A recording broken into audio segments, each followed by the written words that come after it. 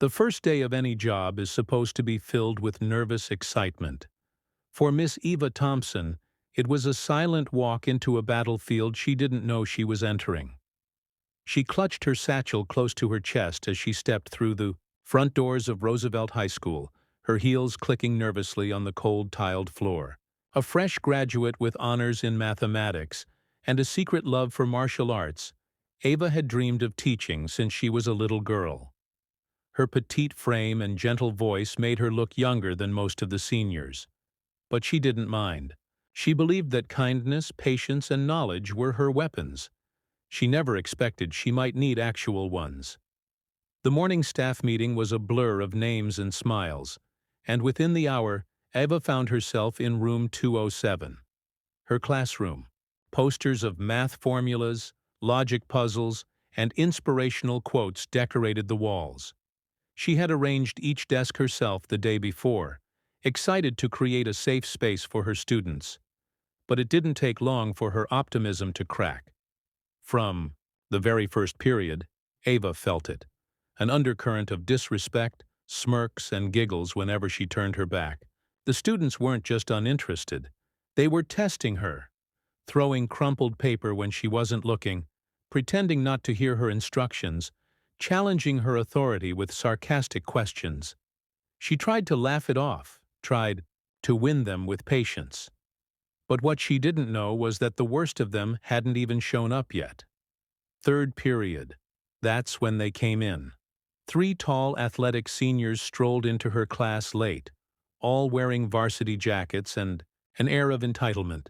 The ringleader was Blake Carter, handsome, smug, and cruel, in the way only a teenage boy with too much attention can be. His 2 shadows, Drew and Malik, followed his lead in everything. Blake took one look at Eva and smirked. "Where's the teacher?" The class burst into laughter. "I am the teacher," Eva said, forcing her voice to stay calm. "Please take your seats." But Blake didn't move. He walked slowly to the front of the class, towering over her, his grin widening. "You sure you're old enough to be here? You look like someone's kid sister." "I said, take your seat," Eva repeated, this time with a sharper edge. Blake leaned in, whispering so only she could hear. "We'll see how long you last." And from that moment on, Ava's nightmare began. Every day brought new torment. They mocked her in the halls, called her Miss Midget, and challenged her authority at every opportunity. They'd graffiti her whiteboard before she arrived. They'd hide her markers. And worst of all, they'd mess with her emotionally, submitting fake assignments, spreading rumors that she cried in the staff bathroom, even staging fake emergencies just to get her flustered. But Ava endured, not because she was weak, but because she believed that fighting back the wrong way would only make things worse. And deep down, she hoped that someone, anyone, would stand up for her. But the teachers avoided confrontation with the jocks, and the students were too scared to speak. Then came the Friday before midterms, the day everything changed. Eva was heading to her classroom early when she heard footsteps behind her. The hallway was mostly empty except for the 3 boys, who had clearly been waiting. "Hey, Miss Midget," Blake called out. She turned slowly. "Good morning, Blake. Got a message for you." With a sudden motion, he shoved her shoulder. Hard. She stumbled backward, slamming into the row of lockers behind her with a loud metallic clang.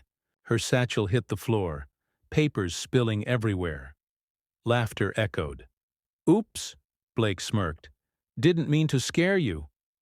Ava stood up slowly, brushing her hair from her face. Her heart was pounding, but not from fear. "I've asked you repeatedly to stop this behavior," she said calmly, bending to collect her papers. Blake stepped closer. "And we've repeatedly ignored you. So now what? You gonna tell the principal? Cry again?" Ava straightened, her eyes now locked on his. Something inside her had shifted. Something ancient. Controlled. "No," she said quietly. "I think I'll show you instead." Blake raised an eyebrow. "Show me what?" Before he could finish, Eva moved. It was fluid, precise, unexpected. Her hand grabbed his wrist, twisted it expertly, and in one smooth motion, she pivoted, dropped her center of gravity, and flipped him straight over her shoulder. Blake hit the hallway floor with a loud thud, completely stunned. Drew lunged at her, shouting, but Eva sidestepped, grabbed his elbow and used his own momentum to spin him into a locker. Malik froze for a second too long.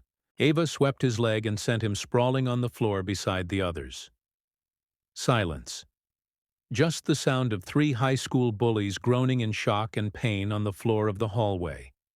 Students peeking from doorways, mouths open, eyes wide. Eva stepped back, adjusting her cardigan like nothing happened. "I hold a 3rd-degree black belt in Judo," she said evenly. "I just didn't think I'd need it in school." What followed was a whirlwind. The incident spread like wildfire, across campus. By lunchtime, everyone knew, and by the end of the day, the boys were suspended pending investigation. The security camera footage didn't lie, and neither did the dozen student witnesses who finally had something brave to stand behind. For the first time since she started, students greeted Eva with respect. A few even apologized for laughing, long before. Some asked to stay after class for help with homework. Others just smiled and nodded, an unspoken sign of admiration. But it wasn't just about physical defense. The school board launched an anti-bullying initiative. Other teachers stepped up, realizing they had let too much slide. Ava's quiet strength had sparked something, a ripple effect of courage. Weeks passed. Blake, Drew, and Malik returned from suspension with their heads lowered. Eva didn't gloat. She didn't mock. She welcomed them back to class like any other student. She taught with the same patience, the same calm. And slowly, they changed. It started with Blake staying after class once, then twice. One day, he apologized, not just for the locker shove, but for everything. He confessed he was acting out, because of pressure at home, a father who yelled more than praised, and a fear of not living up to expectations. Eva listened, really listened, then gave him extra math tutoring, and eventually a letter of recommendation.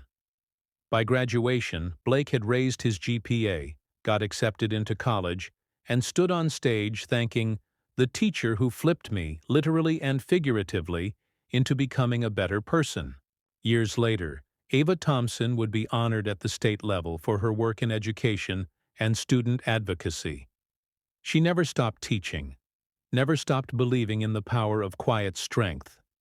And in an interview for a national magazine, when asked if she regretted not fighting back sooner, she simply smiled and said, "Sometimes we have to wait for the right moment, not to break someone down, but to build something better, even when it means showing your strength in ways no one expects."